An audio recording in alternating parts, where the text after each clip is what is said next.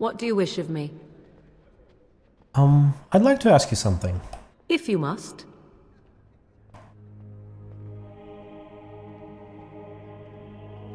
How did you manage to become a shapeshifter? Yeah, she actually has shapeshifting abilities. I was not born such. 'Tis a skill of Flemeth's, taught over many years in the wilds. The chastened have tales of we witches, saying that we assume the forms of creatures to watch them from hiding. When a child is alone and separate from his tribe, that is when we strike, dragging the young boy kicking and screaming to our lair to be devoured. A most amusing legend.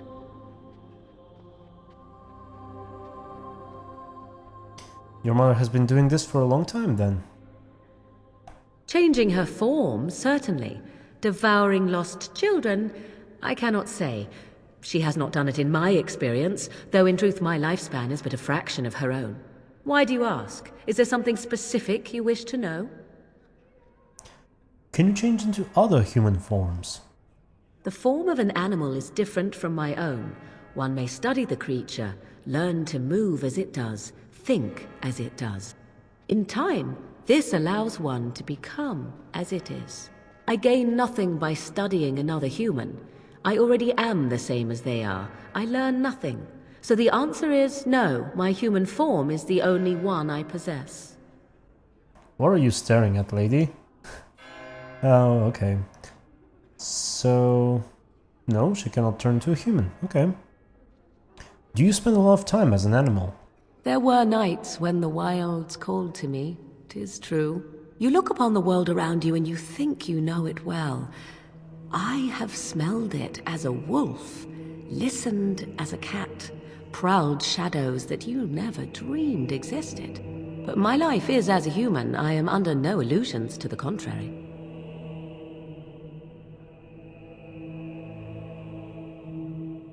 And what do other animals think when you've changed into them? They do not shy away from me. To their senses, I believe I seem like any other of their species.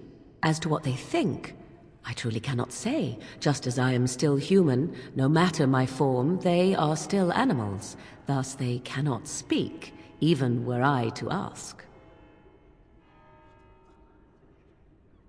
Can anyone become a shapeshifter? Or shape changer?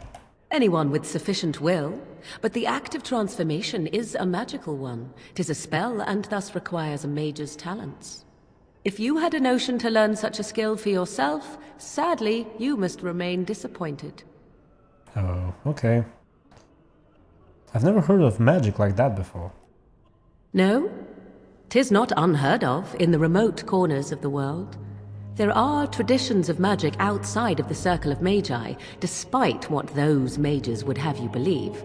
Some of these traditions are old, indeed, passed down as carefully guarded lore from one generation to the next.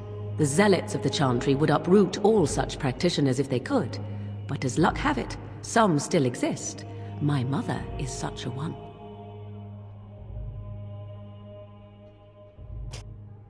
Well, the chantry simply seeks to protect us from danger. Not all apostates use the forbidden blood arts. Maleficarum do, but to condemn all who do not fall under the circle's thrall for the sake of what might be is a dangerous path to walk. There are those who look on the word apostate as meaning freedom. That's all I wanted to ask. Indeed. Have you an opinion on my abilities, then? Am I an unnatural abomination to be put to the torch? Definitely not.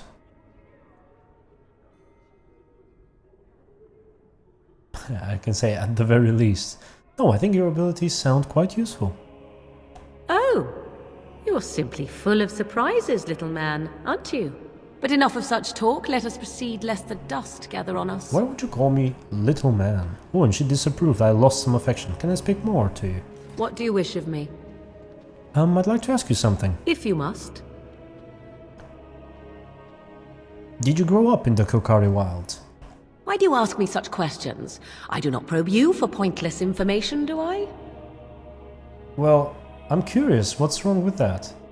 Any number of cats could inform you of the answer to that question, but have it your way. I like cats. What is it you asked if I grew up in the wilds? A curious question. Where else would you picture me? For many years it was simply Flemeth and I. The wilds and its creatures were more real to me than Flemeth's tales of the world of man. In time, I grew curious. I left the wilds to explore what lay beyond, never for long. Brief forays into a civilized wilderness. But you kept going back to the wilds. Would you not do the same? Your world is an unforgiving and cold place. The wilds I hail from is home to me, and I a natural denizen. For all that I had been taught, however, the truth of the civilized lands proved to be overwhelming. I was unfamiliar with so much.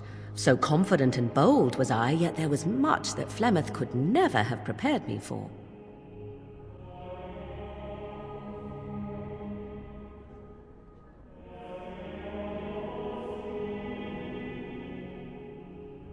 I can just imagine.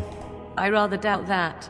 Only once was I accused of being a witch of the wilds, and that by a chastened who happened to be traveling with a merchant caravan.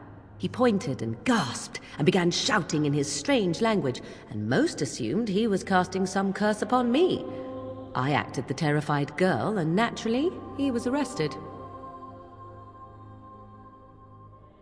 That was quick thinking. Men are always willing to believe two things about a woman. One, that she is weak, and two, that she finds him attractive. I played the weakling and battered my eyelashes at the captain of the guard. Child's play. The point being that I was able to move through human lands fairly easily. Whatever humans think a witch of the wild looks like, 'tis not I. Not that I did not have trouble. There are things about human society which have always puzzled me, such as the touching. Why all the touching for a simple greeting? Touching? Like a handshake? To begin with, yes. What is the point of touching my hand? I find it an offensive intrusion. There were many nuances that Flemeth could never tell me of. When to look into another's eyes. How to eat at a table.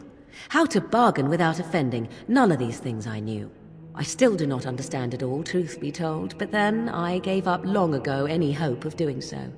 When I returned to the wilds last, I swore to Flemeth that I had no intention of leaving again.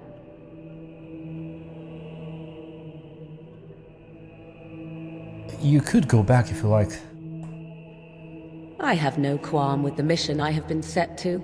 Flemeth was correct, like it or not. The Darkspawn are an enemy of all. Well, let's get on with it before the ground opens up and swallows us, yes? Again she disproves. Oh my goodness. What do you wish of me? To ask you something. If you must. Have you ever been hunted by the Chantry? You are very cute to ask so many questions. And you're cute when you're evasive. Really? Perhaps we should be wrapped in ribbons and adorned with flowers. So cute are we, too. My mother has been hunted from time to time, yes, by Templar fools like Alistair, which should tell you how successful they generally were. Flemeth made a bit of a game of it, in fact. The Templars would come again, and she would look at me and smile and say that the fun was to begin once more. Fun? You found fun in it? I found the game fun. I was too young to understand the truth behind what was happening. Flemeth would warn them once. 'Twas a warning they inevitably failed to heed. And then the true game began. Often Flemeth would use me as bait. A little girl to scream and run and lure the Templars deeper into the wilds and to their doom. Did you actually kill them? Me? No, I never did any of the killing, until later. And even then, Flemeth was a glutton for that sort of thing.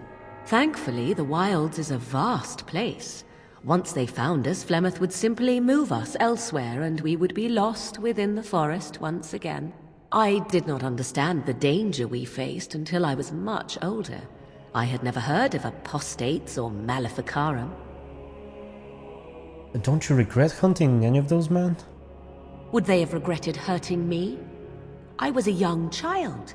Yet do you think they would not have gleefully held my head aloft as a trophy? There are no trials for apostates, no prisons, no mercy. There are only absolutes, so only survival matters. If the wilds have taught me anything, 'tis this. First, you must survive. Do you disagree?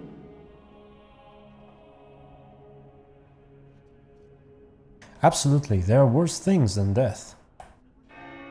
Oh?